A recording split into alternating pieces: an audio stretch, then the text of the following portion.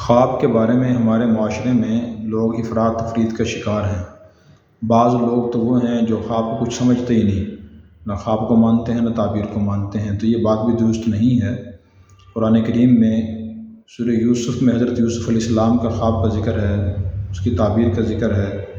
اسی طرح جیل کے دو قیدیوں نے یوسف علیہ السلام کے سامنے اپنے خواب بیان کیے، یوسف علیہ السلام کی تعبیر بیان فرمائی اور تعبیر وجود میں آئی۔ اور اسی طرح بادشاہ مصر نے خواب دیکھا تھا، یوسف علیہ السلام نے تعبیر بتائی اور ویسے ہی ہوا۔ اسی طرح حدیث مبارکہ میں بھی نبی پاک صلی اللہ علیہ وسلم کے صحابہ کرام کے بہت سے خوابوں کا ذکر ہے۔ قرآن کریم میں ابراہیم علیہ السلام کے خواب کا ذکر ہے، انہوں نے عمل فرمایا اس پہ، یعنی اسماعیل علیہ السلام کو ذبح کرنے کی کوشش کی، اللہ کی طرف سے خواب آیا تھا کہ ذبح کریں۔ اور اس لیے یہ خوابوں کے بارے میں جو شرعی احکام اور تعلیمات ہیں ان کو جاننا ضروری ہے، تاکہ آدمی کا نظریہ اور عقیدہ اس کے مطابق ہو اور انسان کے خاص طور مسلمان کے نظریات دین کی تعلیمات کے خلاف نہ ہوں۔ تو پہلی حقیقت تو یہ ہے کہ خواب حقیقت ہے، خاص طور پر جو انبیاء علیہ السلام کے خواب تھے، صحابہ کرام کے خواب تھے، اکثر وہ سچے انبیاء کے خواب ہوتے سچے تھے، ان میں کوئی جھوٹ کا امکان ہوتا ہی نہیں تھا۔ لیکن جو صحابہ کرام کے خواب تھے ان میں سچا ہونے کا نہ ہونے کے دونوں طرح کے امکانات تھے، اکثر خواب سچے ہوتے تھے۔ تو حضور صلی اللہ علیہ وسلم نے بہت سے خواب دیکھے اور آپ نے اپنے خواب بیان فرما دیے۔ ایک خواب آپ نے یہ بیان فرمایا، ایک مرتبہ آپ نے فرمایا کہ میں نے یہ دیکھا ہے کہ میرے پاس دودھ کا پیالہ لایا گیا اور میں نے اس میں سے دودھ پیا اور اتنا دودھ پیا کہ وہ دودھ میری انگلیوں کے ناخنوں سے نکلنے لگا۔ پھر میں نے وہ پیالہ حضرت عمر کو دے دیا، باقی دودھ حضرت عمر نے پیا۔ تو صحابہ کرام نے عرض کیا کہ یا رسول اللہ، آپ نے اس کی کیا تعبیر لی ہے؟ تو آپ نے فرمایا میں نے اس کی تعبیر علم لی ہے، یعنی اللہ تعالیٰ نے مجھے علم عطا فرمایا اور پھر حضرت عمر کو بھی علم عطا فرمایا۔ اسی طرح ایک مرتبہ آپ نے یہ ارشاد فرمایا کہ میں نے یہ خواب دیکھا ہے، ایک سیاہ فام یعنی کالے رنگ کی عورت ہے اور اس کے سر کے بال بکھرے ہوئے ہیں اور وہ مدینہ سے نکل کے جحفہ کی طرف جا رہی ہے۔ جحفہ مدینہ قریب ایک علاقہ ہے۔ تو صحابہ نے پوچھا کہ یا رسول اللہ، آپ نے اس کی کیا تعبیر لی؟ تو آپ نے ارشاد فرمایا کہ اس کی تعبیر یہ ہے کہ وبا مدینہ سے نکل کر جحفہ کی طرف چلی گئی۔ اس وقت جحفہ میں یہودی آباد تھے۔ دیکھیں آپ نے خواب بھی بیان فرمایا، اس کی تعبیر بھی ارشاد فرمائی ہے۔ اسی طرح فجر کی نماز کے بعد آپ صلی اللہ علیہ وسلم صحابہ کرام سے پوچھتے تھے کہ بتاؤ اس نے کوئی خواب تو نہیں دیکھا؟ تو صحابہ اپنے خواب بیان کرتے تھے، یا رسول اللہ میں نے یہ خواب دیکھا ہے، اس کی تعبیر ارشاد فرمایا کرتے تھے۔ اذان کا جو ثبوت ہے وہ بھی خواب کی بنیاد پہ ہے کہ جب حضور صلی اللہ علیہ وسلم نے مدینہ پہنچنے کے بعد محسوس فرمایا کہ صحابہ کرام کی تعداد زیادہ ہو گئی ہے، اب ان کو نماز کے لیے کیسے جمع کیا جائے اور اکٹھے نماز باجماعت ادا کی جائے، اطلاع کیسے دی جائے اس کی کہ جماعت کا وقت ہو گیا ہے، تو آپ نے صحابہ سے مشورہ فرمایا، صحابہ نے مختلف مشورے دیے اور کسی مشورے پھر فیصلہ نہیں ہوا تو صحابہ کرام چلے گئے۔ آپ صلی اللہ علیہ وسلم بھی فکر مند تھے، صحابہ کرام فکر مند تھے۔ حضرت عبداللہ بن زید بن عبد ربی ہی ایک صحابی تھے، انہوں نے خواب دیکھا کہ یا رسول اللہ میرے قریب ایک شخص کھڑا تھا خواب میں، تو اس کے پاس ایک ناقوس تھا، یعنی بجانے والی کوئی آلہ تھا، تو کہتے ہیں میں نے اس سے کہا کہ مجھے دے دے۔ تو اس نے پوچھا کہ آپ کیا کریں گے؟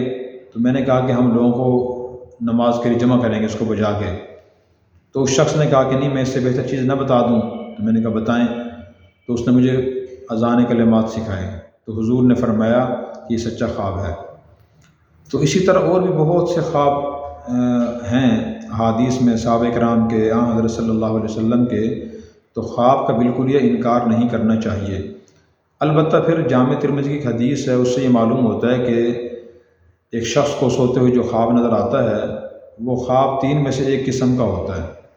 نمبر ایک، یہ تو وہ خواب ہوتا ہے مبشرات میں سے۔ مبشرات کا مطلب یہ ہے کہ اللہ تعالیٰ بعض خواب دکھا کے انسانوں کی بشارت خوشخبری سناتے ہیں یا آئندہ کسی کام کے بارے میں محتاط رہنے کی یا کوئی تدبیر کرنے کی ہدایت دیتے ہیں۔ جیسے حضرت یوسف علیہ السلام نے خواب دیکھا تھا 11 ستارے اور چاند سورج سجدہ کر رہے ہیں، اس کی تعبیر یہ تھی کہ ان کو یہ سجدہ کریں گے، اللہ تعالیٰ کو نبوت عطا فرمائیں گے اور خواب کا علم عطا فرمائیں گے، یہ کہ مبشرات میں سے تھا۔ اسی طرح مبشرات اور بھی بہت سی ہوتی ہیں، ایک حدیث بھی ہے صحیح بخاری باب التعبیر میں، یہ حدیث ہے، اس کے الفاظ یہ ہیں، نبی کریم صلی اللہ علیہ وسلم نے ارشاد فرمایا، لم یبق من النبوۃ الا المبشرات، قالوا ما المبشرات، قال الرؤیا الصالحہ۔ حضور نے فرمایا کہ نبوت میں سے کوئی چیز باقی نہیں رہی، نبی کوئی نیا نبی نہیں آئے گا، مبشرات آتی رہیں گی۔ صحابہ کرام نے پوچھا کہ مبشرات کیا ہیں؟ تو آپ نے فرمایا کہ وہ سچے خواب ہیں۔ مبشرات کا معنی خوشخبری دینے والی چیزیں، تو فرمایا کہ وہ سچے خواب ہیں۔ تو اس حدیث سے معلوم ہوا کہ ایک تو مبشرات خواب کی قسم ہے کہ اللہ کوئی چیز دکھا دیتے ہیں۔ بادشاہ مصر نے خواب دیکھا تھا، یوسف علیہ السلام سے تعبیر پوچھی، تو یوسف علیہ السلام نے اس کی تعبیر بتائی کہ یہ 7 سال خوشحالی کے آئیں گے آپ کی سلطنت میں، پھر 7 سال کا حدثالی کے آئیں گے، پھر اس کے بعد 1 سال خوشحالی کا آئے گا۔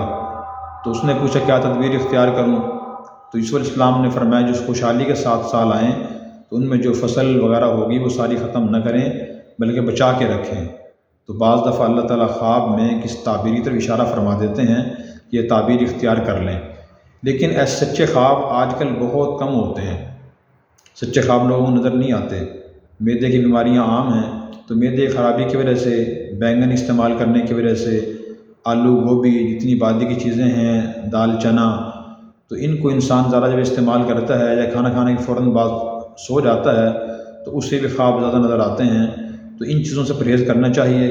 دوسری قسم خواب کی جو ہے وہ ہے خیالات انسانی، کہ انسان دن میں اور دن کے وقت بیداری کی حالت میں جو کچھ دیکھتا ہے، سوچتا ہے، رات کو وہی خواب میں نظر آ جاتا ہے۔ آپ بچوں کو دیکھیں کہ بچے دن میں کھیلتے ہوئے جو باتیں بولتے رہتے ہیں، بعض اوقات رات کو سوتے ہوئے وہی باتیں بول رہے ہوتے ہیں۔ دوسری قسم خواب کی یہ ہے، پر اکثر خواب ایسے ہی ہوتے ہیں۔ اور تیسری جو قسم ہے وہ ہے خیالات شیطانی یا شیطانی خیالات، یہ تصویر شیطانی کہتے ہیں اسے، کہ انسان کو سوتے ہوئے نیند میں شیطان پریشان کن چیزیں دکھاتا ہے۔ کبھی وہ دیکھتا ہے کہ بلندی سے گر رہا ہوں، کبھی دیکھتا ہے کہ میں پانی میں ڈوب رہا ہوں، اور کبھی یہ دیکھتا ہے کہ میں دوڑ رہا ہوں، کہ مجھ پہ حملہ کر رہا ہے۔ تو اس قسم کے اگر خواب آئیں، یعنی آخر کی دو قسمیں ہیں، تو انسان تک زیادہ توجہ نہ کرے اور خوابوں کے پیچھے نہ پڑے۔ جیسے میں نے عرض کیا کہ لوگ افراد تفرید کا شکار ہیں۔ بعض لوگ خوابوں کو نہیں مانتے، تعبیر کو نہیں مانتے، اور بعض لوگ دن رات خواب کے پیچھے پڑے رہتے ہیں کہ جی مجھے یہ خواب نظر آیا، اس کی تعبیر کیا ہے، مجھے یہ خواب نظر آیا، اس کی تعبیر کیا ہے، یا پھر وہ کتاب کھول کے دیکھتے ہیں تعبیر رؤیا۔ تو کتاب سے بھی تعبیر سے ہی پتہ نہیں چلتی۔ اس کی وجہ یہ ہے کہ خواب کی تعبیر میں خواب دیکھنے والے کے حالات کا، اس کے مزاج کا، موسم کا بڑا گہرا دخل ہوتا ہے، اور جو خواب کی تعبیر بتائے اس کے پاس شریعت کا علم بھی ہونا چاہیے، متقی بھی ہو، پرہیزگار بھی ہو، اس سے کوئی مناسبت بھی ہو خوابوں کی تعبیر سے، پھر تعبیر سے ہی ملتی ہے۔ علامہ ابن سیرین رحمۃ اللہ علیہ تابعی تھے، بہت بڑے معبر تھے، خوابوں کی تعبیر بتایا کرتے تھے۔ تو انہیں کتاب لکھی ہوئی ہے جس سے معلوم ہوتا ہے کہ خوابوں کی تعبیریں بعض اوقات برحق ہوتی ہیں، لیکن جو خواب کی 3 قسمیں میں نے عرض کی ہیں، ان 3 قسموں کے درمیان فرق کرنے کی یقینی کوئی صورت، کوئی ذریعہ ہمارے پاس نہیں ہے کہ ہم فرق کر سکیں کہ یہ خواب مبشرات میں سے ہے، یہ خواب شیطانی خیالات میں سے ہے، یا انسانی خیالات میں سے ہے، تو ہم فرق نہیں کر سکتے۔ اسی وجہ سے شرعی مسئلہ یہ ہے کہ ہم خواب کی تعبیر، خواب کی بنیاد پہ کوئی فیصلہ نہیں کر سکتے۔ مثلاً کوئی آدمی خواب دیکھے اور اس پہ بنیاد فیصلہ کرے کہ یہ چیز حرام ہے یا حلال ہے، ہم نہیں کر سکتے۔ یا میں نے دیکھا فلاں آدمی میری چوری کر رہا تھا، تو خواب کی بنیاد پہ اس کو چور کہنا شروع کر دیں، یہ بھی درست نہیں ہے۔ تو اسی طرح خواب کی بنیاد پہ کسی کے یقیناً جنتیوں نے فیصلہ ہم کر لیں، میں نے جنت میں دیکھا ہے وہ جنتی ہے، اچھا گمان کر سکتے ہیں اگر وہ مسلمان ہیں، لیکن یقینی بات ہم نہیں کہہ سکتے۔ اسی طرح خواب کی بنیاد پہ کسی کی جہنمی کا فیصلہ ہم نہیں کر سکتے، میں نے فلاں کو جہنم میں دیکھا ہے، جی فلاں بزرگ نے دیکھا ہے تو وہ لہٰذا جہنمی ہے، یہ فیصلہ بھی ہم نہیں کر سکتے، اس لیے کہ خواب شرعی لحاظ سے کوئی دلیل نہیں ہے، حجت نہیں ہے۔ الاعتصام میں امام شاطبی رحمۃ اللہ علیہ نے یہ باتیں ارشاد فرمائی ہیں، خواب کو شرعی حجت نہیں ہے، کوئی شرعی دلیل نہیں ہے۔ آدمی خود خوش ہو سکتا ہے۔ ابن سیرین رحمۃ اللہ علیہ نے اس لیے ارشاد فرمایا الرؤیا تسر ولا تغر، کہ خواب سے بندہ خوش تو ہو سکتا ہے لیکن اس کی بنیاد پر آدمی کوئی دھوکہ نہ کھائے۔ یعنی ایک آدمی کی زندگی، بیداری کی زندگی شریعت کے مطابق نہیں ہے، لیکن اس نے خواب دیکھ لیا کہ جی میں جنت میں پھر رہا ہوں، میں بیت اللہ کے قریب ہوں، یا میں روضہ رسول کے قریب ہوں، یا میں کسی اور مقدس مقام پہ ہوں، تو اچھی بات ہے، خوش ہو۔ اس کا مطلب یہ ہے کہ وہ نیکی کی طرف آنے کی کوشش کرے، دھوکہ نہ کھائے اس سے وہ یہ نہ سمجھ لے کہ میں تو جنتی آدمی ہوں، اس لیے کہ جنتی جہنمی ہونے کا دار و مدار انسان کی خواب پر نہیں ہے، بلکہ بیداری کے اعمال پر ہے۔ کسی کی بیداری کے اعمال اچھے ہیں، شریعت کے مطابق ہیں، تو انشاءاللہ وہ جنتی ہے۔ کسی کی بیداری کے اعمال خدا نخواستہ اگر برے ہیں اور خواب اچھے دیکھتا ہے تو وہ شرعی لحاظ سے جنتی شمار نہیں ہوگا۔ اسی طرح جو خواب خلاف شریعت آئے، یعنی خواب میں ایسی چیز نظر آئے، ایسے بات کا حکم ہو جو شرعی تعلیمات کے خلاف ہے، تو اس پر عمل کرنا بھی جائز نہیں ہے۔ ہم سے بعض وہ لوگ پوچھتے ہیں کہ میرے والد صاحب، والدہ، بیٹا، والد فوت ہو گیا ہے، بھائی فوت ہو گیا ہے، اور مجھے وہ خواب میں نظر آ رہا ہے، وہ کہہ رہا ہے میں زندہ ہوں، تم نے مجھے دفن کیوں کر دیا، مجھے قبر سے نکال لیں۔ تو فقہا نے لکھا ہے، علماء نے لکھا ہے کہ اس خواب کی بنیاد پر کسی قبر کھولنا جائز نہیں ہے۔ اسی طرح کسی کے جنتی جہنمی میں فیصلہ کرنا خواب کی بنیاد پر جائز نہیں ہے۔ بعض عاملین فیصلہ کر دیتے ہیں خواب کی بنیاد پہ۔ ایک آدمی آتے ہیں، میری چوری ہو گئی، جادو مجھ پہ ہے، جنات کا سایہ ہے، تعویذات ہیں، جی آپ مجھے بتائیں کہ یہ تعویذ کس نے کرائے، جادو کس نے کرایا، جنات کس نے بھیجے ہیں، چوری میری کس نے کی ہے۔ تو بعض جاہل عامل اس کو تعویذ دے دیتے ہیں، یا کچھ صورت بتا دیتے ہیں، وظیفہ بتا دیتے ہیں کہ آپ یہ تعویذ تکیے کے نیچے رکھ کے سوئیں، فلاں وظیفہ پڑھ کے سوئیں، جس نے کیا ہے وہ قرات و خواب میں نظر آ جائے گا۔ چنانچہ بندہ خواب میں دیکھ بھی لیتا ہے، پھر کہتا ہے جی آپ نے صحیح فرمایا تھا، فلاں بندہ مجھے خواب میں نظر آیا تھا۔ بعض نظر آ بھی جاتا ہے، لیکن جو نظر آیا وہ چور نہیں ہوتا، وہ مجرم نہیں ہوتا۔